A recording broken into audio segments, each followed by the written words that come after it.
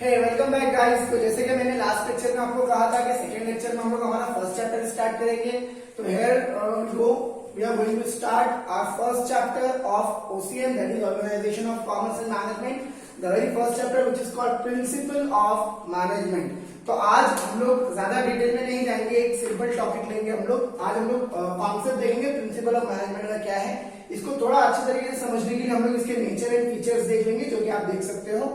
तो before starting with I just want to put some clarification on a concept of principles, क्योंकि ये word आपने पहले बहुत बार नहीं सुना है। ये वर्ड आप मे भी हो सकता है पहली बार या बहुत रेयरली आपके वर्ड सुनते आए हो, बट हाँ आगे चल के आपको ये वर्ड कई बार सुनना है। प्रिंसिपल्स, आखिर प्रिंसिपल्स मतलब होते क्या है? देखिए बेसिकली प्रिंसिपल्स को अगर मैं सिंपल टर्म्स में अगर डिफाइन करने की कोशिश करूं तो principles are nothing but the set of rules, आप कह सकते हो। These are the set of rules आप कह सकते हो, या कॉम्बिनेशन ऑफ रूल्स आप कह सकते हो, या फिर आप कह सकते हो these are fundamental truth, fundamental truth। तो ओवरऑल अगर मैं डिफाइन करने की कोशिश करूं प्रिंसिपल ऑफ मैनेजमेंट को, तो as it clearly said that it is a fundamental truth और proposition that serve as a found system of belief और बिहेवियर और for a chain of reasoning. तो आप यूं कह सकते हो कि this principle are nothing but the rules which are actually form to actually influence a particular behaviour of a particular person और a belief of a particular person. जब भी मैं प्रिंसिपल की बात करता हूं, principle always form certain beliefs. ये कुछ बिलीव्स, कुछ आप कह सकते हो थॉट्स क्रिएट करता है, या फिर आप कह लीजिए कि ये एक पर्टिकुलर सोच को जाहिर करने की कोशिश करता है, सोच को एक्सप्लेन करने की कोशिश करता है। तो यहां पर प्रिंसिपल्स का मतलब हो जा रहा है fundamental truth, that is rules of the management. अब मैं बात कर रहा हूं मैनेजमेंट की। तो मैनेजमेंट ये आपके लिए नया टॉपिक नहीं है। अगर आपको याद हो तो 11th स्टैंडर्ड में आपने मैनेजमेंट के कॉन्सेप्ट को थोड़ा सा टच किया हुआ है। Level of management, features of management, management as a science, management as a profession, management as an art, सारी चीजें हमने देखा हुआ है। मैंने आपको 11th स्टैंडर्ड में बताया था, अभी भी बताऊंगा। मैनेजमेंट ये वर्ड ही अपने आप में डेफिनेशन है। अगर आप इसको देखोगे मैथमेटिकली, अगर मैं इसको इक्वेशन वाइज अगर मैं इसको एक्सप्लेन करने की कोशिश करूं, तो मेरे नजर में मैनेजमेंट मतलब क्या? It is nothing but management, that is tactfully. So when you are able to manage the man, that is a human being, tactfully, it is actually called as management. Guys, besides this, जैसे कि हम लोगों ने definition भी कई बार देखा हुआ है, it is an art of getting things done.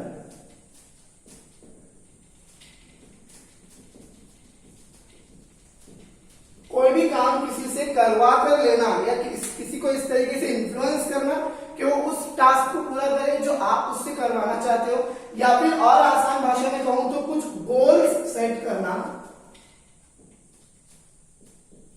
Goal setting, and you can say designing the path, और you can say way to achieve that goals, to achieve that goals। तो एकदम आसान भाषा में कह रहा हूं मैं, मैनेजमेंट मतलब किसी भी तरीके से आप कोई भी गोल्स डिसाइड करते हो और आप उन गोल्स को अचीव करने की कोशिश करते हो, that is called as management. या फिर मैं यूं कह लूं कि किसी भी ह्यूमन बीइंग को इफेक्ट करना, उसको इन्फ्लुएंस करना, that is management tactfully, that is called as management. यहां हम बात कर रहे हैं प्रिंसिपल ऑफ मैनेजमेंट की। सिंपल टर्म्स में कहूं तो प्रिंसिपल ऑफ मैनेजमेंट कुछ जनरल गाइडलाइंस है, कुछ general set of rules and regulation है, जिनको ओवरऑल यूनिवर्सली टेस्ट किया गया है, और इनके द्वारा आप इन प्रिंसिपल्स को यूटिलाइज करते हुए आप हर एक टास्क को प्रॉपरली मैनेज कर सकते हो। गाइस, जब हम लोग प्रिंसिपल ऑफ मैनेजमेंट की बात करते हैं, लास्ट लेक्चर में भी मैंने इंट्रोडक्शन लेक्चर में भी मैंने आपको बताया था कि प्रिंसिपल ऑफ मैनेजमेंट में दो इंपॉर्टेंट शख्सियतें आप कह लीजिए, दो इंपॉर्टेंट आप कह लीजिए हस्ती है, जिनका नाम आता है, the very first one is Henry Fayol and the second one is F.W. Taylor. Yes, Henry Fayol, who is called as father of modern management, and F.W. Taylor, who is called as father of scientific management। ये दो लोगों ने अपने principles दिए हुए हैं, जो हम लोग एक्चुअली इस चैप्टर में भी आगे देखने वाले हैं। But before going for that principles, actually principal of management क्या है, इसको डिटेल में जानना बहुत जरूरी है। तो मैंने कुछ बेसिक फीचर्स यहाँ पर आपको आज बताने वाला हूं, तो आप उसको ध्यान से सुनिए और समझने की कोशिश कीजिए। गाइस, ओसीएम एक ऐसा सब्जेक्ट है जो थ्योरी सब्जेक्ट है, बट आप इसको प्रैक्टिकली यूटिलाइज कर सकते हो। When you talking about management, ना management is a very vast concept. तो इसीलिए उस मैनेजमेंट को समझने के लिए आपको एकदम ब्रॉड माइंड लेवल पर सोचना होगा। मैं हर एक पॉइंट आपको यहाँ पर एक्सप्लेन करूंगा, आप मेरे साथ बने रहोगे। तो शुरुआत करते हैं हम लोग। The very first feature of principle of management, that is universal application. Universal application means what? Universal application means which is applicable to all level of organisation, to all kind of organisation आप कह सकते हो। हर तरह के organisation पर जो apply होता है guys, whether it is profit making organisation, whether it is non-profit making organization, whether it is large scale organization, small scale organization or medium scale organization, whether it is Indian organization or international organization, हर तरह के organisations पर, हर जगह पर ये principles जो है वो apply होते हैं। Guys, management is not only related to a business. आप मैनेजमेंट को सिर्फ बिजनेस से रिलेट नहीं कर सकते हो। Management can be required everywhere for achieving the different tasks. If you are designing a particular goal and you are designing a path, you are designing a way to achieve that goals, कोई भी गोल आपने decide कर लिया, आप उसको achieve करने की तैयारी कर रहे हो, इट इज द मैनेजमेंट। मैं आपको एग्जांपल देकर बताता हूँ। क्रिकेट तो हम लोग सब देखते हैं, आप भी क्रिकेट देखते हो। MS Dhoni the best example of a good manager, good leader. क्या होता है, आपने देखा होगा क्रिकेट मैच में हर चीज को प्रॉपर्ली प्लान किया जाता है। पहले कौन जाएगा, उसके बाद कौन ओवर करेगा, उसके बाद कौन, किसका फील्डिंग कहां पर होगा, ये सारी चीजें पहले से डिसाइड होती है। That is called as planning. और फिर उसको एग्जीक्यूट किया जाता है ताकि गोल को अचीव किया जाए। क्रिकेट में गोल मतलब क्या? Winning the match. तो जहां पर आप मैच विन करने के लिए अलग अलग एफर्ट ले रहे हो, दैट इज द मैनेजमेंट। तो मैनेजमेंट सिर्फ बिजनेस में जरूरी नहीं है। इलेक्शन आते हैं गाइस, आपने देखा होगा पॉलिटिकल पार्टी इलेक्शन मैनेज करने की कोशिश करती है। वो अपने विन के लिए, एक पर्टिकुलर रूल करने के लिए वो लोग क्या करते हैं, गवर्नमेंट में आने के लिए, सत्ता में आने के लिए वो लोग क्या करते हैं, मैनेजमेंट का यूटिलाइजेशन करते हैं। तो मैनेजमेंट जो है वो सिर्फ आप कह लीजिए कि बिजनेस में ही लागू होगा या सिर्फ टॉप लेवल ऑर्गेनाइजेशन में ही लागू होगा, ऐसा कुछ भी नहीं है। मैनेजमेंट क्योंकि management itself is a universal phenomena, इसीलिए प्रिंसिपल ऑफ मैनेजमेंट जो है वो यूनिवर्सल टेस्टेड है, आप कह लीजिए। उन्हें यूनिवर्सली टेस्ट किया गया है, एक्सपेरिमेंट एंड ऑल, इसीलिए it can be applied to everywhere, to the all kind of organisation and to all level of management. आप कहोगे टॉप लेवल में होगा सर, मिडिल लेवल में, लोअर लेवल में क्या जरूरत है, लेबर को क्या मैनेज करने का सर? ऐसा नहीं है। लेबर हो या आपके क्लास 1 ग्रेड जो लोग हैं, एम्प्लॉय है, वो हर तरह के एम्प्लॉय को गाइस आपको मैनेज तो करना ही पड़ेगा। And if you are managing your employ, you have to use the principle of management. Guys, it is not necessary that the principle of management which are given by Henry Fayol, which are given by F W. Taylor have to be utilised. It is not compulsory कि आपको वही utilise करना चाहिए, right? क्योंकि principle of management, these are the general guidelines. Principle of management ये कोई एक आप कह लीजिए रिजिड चीज नहीं है। It is not rigid at all, not rigid कि भाई बना दिया है, फायोल अंकल बहुत बड़े हैं, टेलर अंकल बहुत बड़े हैं, उनकी बात तो मानना ही पड़ेगा। नहीं, it is up to you, it is your concept. ए guys, it is your business, it is your work, you have to manage by yourself only. You can make utilization as per your whims and fancies. आप अपने तरीके से, अपने suitability के accordingly, अपने business के accordingly, अपने एम्प्लॉय के बिहेवियर के अकॉर्डिंगली ओवरऑल इन कॉन्सेप्ट को यूज कर सकते हो। तो these are not rigid, these are just a general guidelines. आप कह सकते हो एक सिंपल नॉर्मल गाइडलाइंस होती है, वो गाइडलाइंस से खाली ज्यादा आप कह लीजिए कोई रिजिडिटी इसमें नहीं है। इसके अलावा जो ओवरऑल प्रिंसिपल ऑफ मैनेजमेंट है, मैं भी एग्जांपल देकर बता रहा हूं मैं आपको। फॉर एग्जांपल मान लीजिए कि मेरे ऑर्गेनाइजेशन के जो एम्प्लॉय हैं, that employ are actually you can say वो बहुत जिद्दी हैं, राइट ना? This are actually rebel, you can say बहुत रेबल है, बहुत जिद्दी है, राइट? मैं उनको बहुत इंसेंटिव दूं लेकिन वो नहीं मानेंगे, तो at that time I have to use punishment. I have to influence them by threatening them. Not threatening is actually a wrong word, but मुझे उन्हें थोड़ा सा डरा कर आप कह लीजिए, थोड़ा सा स्ट्रिक्ट एक्शन लेकर मुझे उनसे काम करवाना पड़ेगा।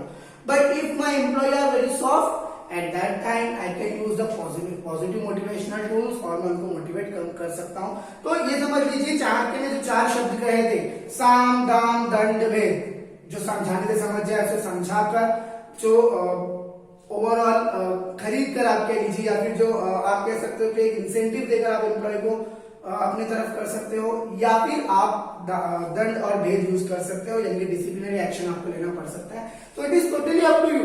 इसीलिए कहते हैं कि management principles are general guidelines, it is not a specifical one कि किसी एक स्पेसिफिक टॉपिक के लिए बना है, ऐसा नहीं है। General guidelines you can use as per your choice, आप कह सकते हो। दूसरा, form by practice and experiment. ऐसा नहीं कि एक बार पायर और अंकल ऐसे बैठे हुए थे और उन्होंने जस्ट ऐसे ही लिख दिया कि यार ये मैनेजमेंट प्रिंसिपल से ले लो। No guys, if you actually see this detail history of mister Fayol और मिस्टर एफ.डब्ल्यू. टेलर, जो कि आगे लेक्चर में मैं आपको बताऊंगा, they were the great management gurus and engineers. तो उन्होंने ये प्रिंसिपल्स कैसे बनाए? Guys, they have experiment, they have observe their employ, their subordinates. उन्होंने अपने सबऑर्डिनेट्स को ऑब्जर्व किया है, आप कह लीजिए प्रॉपर ऑब्जर्वेशन के बाद। जब उन्होंने प्रॉपरली ऑब्जर्व किया तो उस प्रॉपर ऑब्जर्वेशन के बाद उन्होंने उनके बिहेवियर को समझने की कोशिश की और उनके बिहेवियर के बेस पर एक्चुअली उन्होंने कुछ एक पैटर्न्स जो है आइडेंटिफाई किए और उन पैटर्न्स के बेस पर बन गया हमारा प्रिंसिपल ऑफ मैनेजमेंट। दूसरी बात, तीसरे पॉइंट पर आते हैं हम लोग, फ्लेक्सिबिलिटी। जैसे कि मैंने कहा, the management principles are not at all rigid, this is totally flexible concept. Guys, we are talking about business. Business is totally actually a changing concept. 20 साल पहले जैसे बिजनेस होता था, 10 साल पहले वैसा नहीं था, 10 साल पहले जैसे होता था आज वैसा नहीं है, आज जैसा है 10 साल बाद वैसे नहीं होगा। तो business environment is a changing concept. जैसे जैसे बिजनेस इन्वायरमेंट चेंज होगा, बिजनेस को चेंज करना पड़ेगा, and for changing the business आपको प्रिंसिपल ऑफ मैनेजमेंट को मॉडिफिकेशन देने की जरूरत है। जैसे फॉर एग्जांपल, इनिशियली ट्रेडिशनली आप कह सकते हो बहुत ही ट्रांजैक्शनल थ्योरी यूज होती थी लीडरशिप की, जहां ये समझा जाता था कि एम्प्लॉय को यार अगर काम करवाना है तो एम्प्लॉय से आप या तो पैसा देकर काम करवा सकते हो या तो उसको सजा देकर काम करवा सकते हो। लेकिन आज ऐसा नहीं है। आज आप देखोगे बहुत सारे अदर मोटिवेशनल टूल्स जो है इस्तेमाल किए जाते हैं, एम्प्लॉय से रिलेशन बनाकर काम करवाया जाता है। तो अल्टीमेटली मैं यही कहूंगा कि बिजनेस क्योंकि फ्लेक्सिबल है, मार्केट क्योंकि फ्लेक्सिबल है, प्रिंसिपल ऑफ मैनेजमेंट भी पूरी तरह से फ्लेक्सिबल है। नेक्स्ट हम लोग बात करते हैं behaviour in nature. You are talking about management. Management always have to involve a concept or aspect of psychology. Guys, this principle have made by a proper observation of an employee और a behavior of an employee. Employee के behavior को properly observe करके ये principles जो है वो design किए गए हैं। इसीलिए आप कह सकते हो these are the behavioral concept you can say. Overall, here you can say this principle control the gap of a person and direct them to achieve the objection. आप ये कह सकते हो कि ओवरऑल जो भी आपके ऑब्जेक्टिव्स हैं, उन ऑब्जेक्टिव्स को अचीव करने के लिए रिक्वायर्ड बिहेवियर क्या है आपके एम्प्लॉय का और करंट बिहेवियर क्या है, आप ये आइडेंटिफाई करते हो। दोनों के बीच में जो भी गैप है, लाइक फॉर एग्जांपल मेरा गोल है कि मुझे 10 यूनिट बनाना है और उसके लिए मेरे एम्प्लॉय को हर घंटे में 3 यूनिट बनाना चाहिए, लेकिन मेरा एम्प्लॉय 2 यूनिट बना रहा है, तो यहाँ पर 1 यूनिट का गैप है। What you have to do, you have to identify this gap by overall observing the behavior of your employee. If your employee is in a wrong behavior, अगर वो रिपीटेशन कर रहा है या किसी भी तरीके से आप कहेंगे रॉन्ग मूव कर रहा है, तो आप इस प्रिंसिपल को इस्तेमाल करके अल्टीमेटली उसके बिहेवियर को चेंज करने की कोशिश कर सकते हो। तो it is quite behaviour in nature, आप कह सकते हो। There is cause and effect relationship. Cause and effect relationship आपने देखा होगा, मॉम डैड आपसे हर तरीके से काम करवाते हैं। अच्छा, कुछ तरीके में ऐसा होता है कि मॉम डैड आपको कहते हैं कि ये पर्टिकुलर काम कर, ये पैसे ले लेना, राइट, आप उस पैसे के लिए वो काम कर देते हो। कुछ जगह पर मॉम डैड आपको डरा कर काम करवा देते हो, मॉम आपको कहती है ये काम कर वरना पापा को बोल दूंगी, right, and you have to do that. Guys, simple formula क्या है कि हर चीज के पीछे ना एक रीजन होता है और हर एक रीजन से एक इफेक्ट होता है। साइंटिफिकली अगर मैं कहूं तो कहते हैं ना कि every action has a reaction, right ना, तो हर एक एक्शन का इक्वल या अपोजिट डायरेक्शन में रिएक्शन हो सकता है, इतना आप समझ सकते हो। तो एक्चुअली मैनेजमेंट प्रिंसिपल है कॉज एंड इफेक्ट रिलेशनशिप। अगर मैं एम्प्लॉय को पेमेंट अगर बढ़ा दूं तो उसका क्या इफेक्ट होगा, अगर मैं एम्प्लॉय को आप कह लीजिए कि अगर मैं एम्प्लॉय से ज्यादा वर्किंग आवर्स तक काम करवाता हूं तो उसका क्या इफेक्ट होगा, ये सारी चीजें आइडेंटिफाई की जाती है। आप कह लीजिए overall principal of management cause and effect relation identify करने की कोशिश करता है। लाइक फॉर एग्जांपल सीधी सी बात है, एम्प्लॉय को अच्छा पे करूंगा, एम्प्लॉय और डेडिकेशन से काम करेगा। पे किया, डेडिकेशन से काम किया, पे किया that is a cause, dedication से काम किया दैट इज अ इफेक्ट। तो actually this principle of management explain the cause and effect relationship. Beside this, last but not least, all principles are equal importance.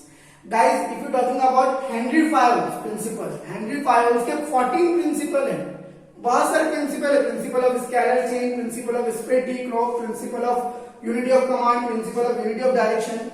ऐसा नहीं है कि इनमें से कोई एक प्रिंसिपल बहुत इंपॉर्टेंट है और एक प्रिंसिपल लीस्ट इंपॉर्टेंट है। No, not at all. These all principles have equal importance. These all principles have equal application. It is just a situation. As per the situation, you have to utilize this principle. As per the situation, you have to utilize these all concepts. As per the situation, you have to use some principle or other principle. So basically, in simple terms, I can say all the principles have equal importance. So guys, this was all about principle of management. Thank you.